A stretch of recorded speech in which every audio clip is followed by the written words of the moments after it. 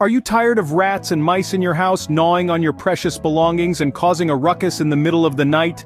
These unwanted guests don't just disrupt our peace, they also pose health risks and damage property. Ignoring them isn't an option, they multiply rapidly, and before you know it, you're dealing with an infestation. It's high time we address this issue and put an end to the rodent reign. If you're ready to reclaim your home from these pesky invaders, then this video is for you. First, it's crucial to know your enemy. Not all rodents are created equal. Rats and mice, though similar, possess distinct characteristics. Rats are typically larger, with a body length ranging from 6 to 10 inches, excluding the tail. They have smaller ears relative to their body size and blunt noses. Conversely, mice are smaller, measuring between 2 to 4 inches body length. They have large, floppy ears and pointed noses. Listen for the telltale sounds. A rat's presence can often be detected by a scratching noise, while mice tend to produce squeaky, high-pitched sounds. The droppings can also be a giveaway. Rat droppings are larger, often capsule-shaped, whereas mouse droppings are smaller and pointed at both ends. Lastly, assess the damage. Rats, with their stronger jaws, can gnaw through harder materials like plastic and even metal.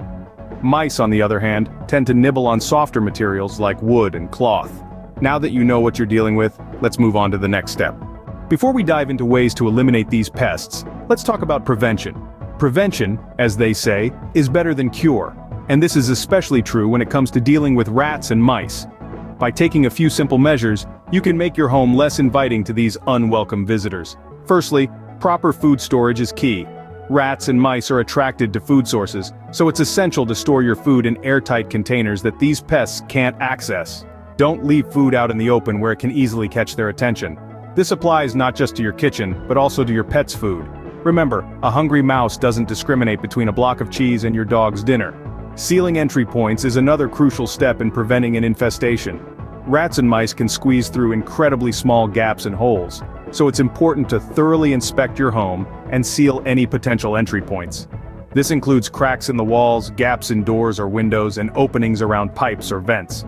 A good rule of thumb is if a pencil can fit into a hole or crack, a mouse can too.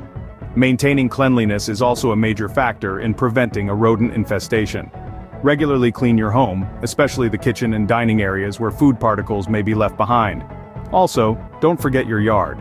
Overgrown vegetation and piles of wood or debris can provide a perfect nesting place for rodents. Keep your yard tidy and well-maintained to discourage rodents from setting up camp. Lastly, consider getting a cat. It's a natural and effective way to keep the rodent population in check, but remember, not all cats are mousers, so do your research before adopting. In conclusion, the best way to deal with rats and mice is to prevent them from entering your home in the first place. By following these steps, you can make your home a no-go zone for these pests. Remember, a clean and well-maintained home is your first line of defense. It's time to take action, but where should you start? Well, there are several methods to tackle the rodent problem, each with its own set of advantages and disadvantages. Let's dive in. First, we've got the tried and true approach: traps. There are a variety of traps available on the market, from the classic snap traps to the more modern humane traps. Snap traps are effective and inexpensive, but they can be a bit gruesome and require you to dispose of the rodents yourself. Humane traps, on the other hand, catch the rodent without harming it, allowing you to release it outside. However, they can be a bit more costly and require regular checking. Next up, we have poison. It's a potent weapon in the battle against rodents, but it comes with a few significant drawbacks. For one, it's not just dangerous to rodents, it can also pose a risk to pets and children. Additionally, poisoned rodents often crawl away to die in hard-to-reach places, leading to a foul smell and a potential insect problem. Finally, there are professional extermination services. This is often the most effective method, as these professionals have the experience and tools to tackle the problem quickly and efficiently. However, it is also the most expensive method, and some people are uncomfortable with the idea of strangers in their home. So, which method is best for you? That depends on your specific situation. If you're dealing with a small infestation and are comfortable handling it yourself, traps might be the best option. If the infestation is large or you're uncomfortable dealing with rodents, you might want to consider hiring a professional. And while poison can be effective, it's important to consider the potential risks and complications. Remember, the goal is to get rid of the rodents in the most effective, efficient, and humane way possible. Choose the method that best suits your situation and comfort level. If you've chosen to use traps, placement is key. This statement is true, especially when you're dealing with rodents. You see, rodents are creatures of habit. They like to stick to familiar paths, skirting along walls and behind furniture. So, when you're setting up your traps, consider these rodent highways. Now let's talk about different types of traps. There's the classic snap trap, which is essentially a wooden or plastic platform with a spring-loaded bar. To set it up, you bait the trap, pull back the bar, and lock it into place. Be sure to handle these with care as the spring mechanism is quite powerful. Then we have the glue traps. These are trays coated with a super sticky adhesive. Simply place the trap along the rodent's path. No complex setup required. However, remember to wear gloves while handling these to avoid getting stuck yourself. For those who aren't keen on dealing with rodents directly, there are enclosed traps. These are boxes that contain a snap or glue trap inside. The rodent enters, gets trapped, and you can dispose of the entire box without ever having to see or touch the rodent. Safety should always be your top priority while handling traps. If you have children or pets in the house, consider using enclosed traps or placing traps in areas that are out of their reach. Always wear gloves to protect your hands, and wash your hands thoroughly after handling traps.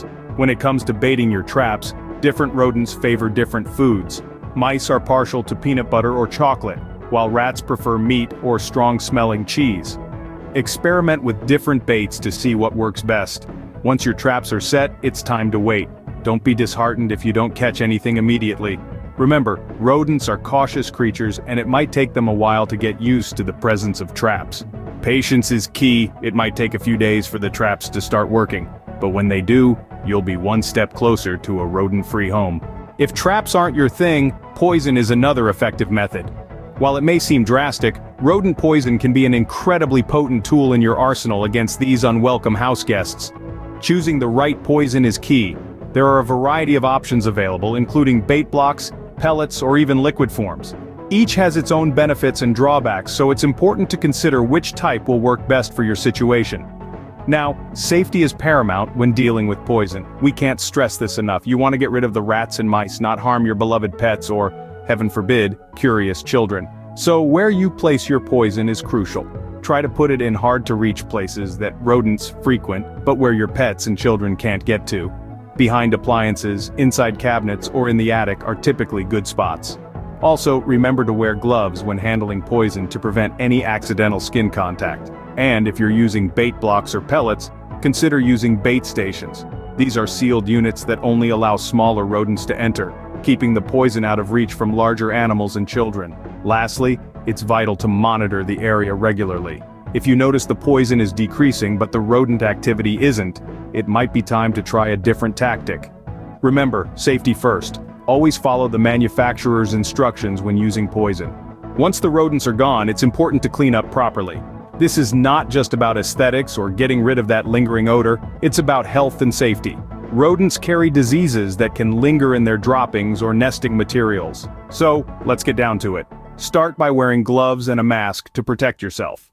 Dead rodents should be placed in a plastic bag, sealed and disposed of in your outdoor garbage can. Droppings and nesting materials need to be soaked in a bleach solution for about 20 minutes before being wiped up.